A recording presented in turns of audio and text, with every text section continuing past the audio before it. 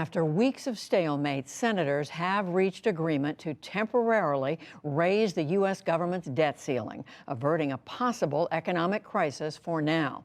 For more on all this, I'm joined by our congressional correspondent, Lisa Desjardins. Lisa, what a week. Yes. So is this deal finally done? Have they averted the crisis? The deal is done. The Senate needs to vote. We expect that vote tonight to pass this deal.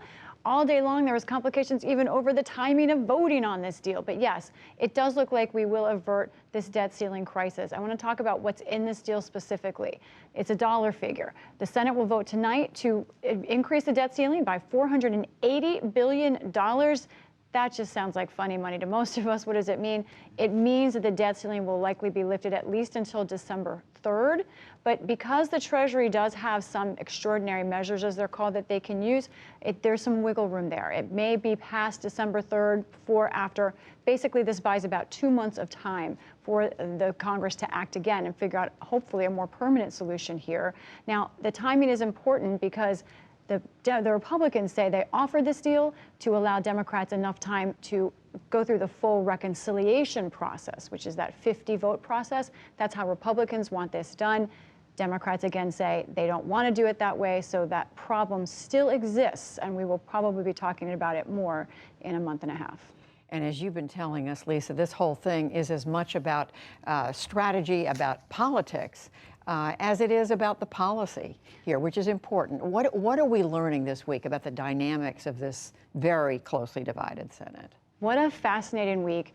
Up until now, Mitch McConnell was really seen as the master of this modern Senate, but it was Chuck Schumer who was able to stare him down this week, and Mitch McConnell was backing down. As I said, Republicans and McConnell allies, they present what happened this way. They say McConnell called Schumer's bluff. He's offering more time to Schumer to do this reconciliation process, see if he actually takes it or not. However, there are Republicans who are not firm allies of Mitch McConnell who say something else. One of those, our former president. And President Trump wrote last night this statement as this deal was coming together that's notable. He wrote, "Mitch McConnell is folding to the Democrats." Sure enough, Judy, I talked to Republican senators today who openly said, we do feel that Mitch McConnell may have been caving. So this is an issue on both sides for Mitch McConnell as he tries to keep members together for the next larger confrontation ahead. Interesting to see the split in the GOP ranks. So, Lisa, I always end up asking you this question, what's next?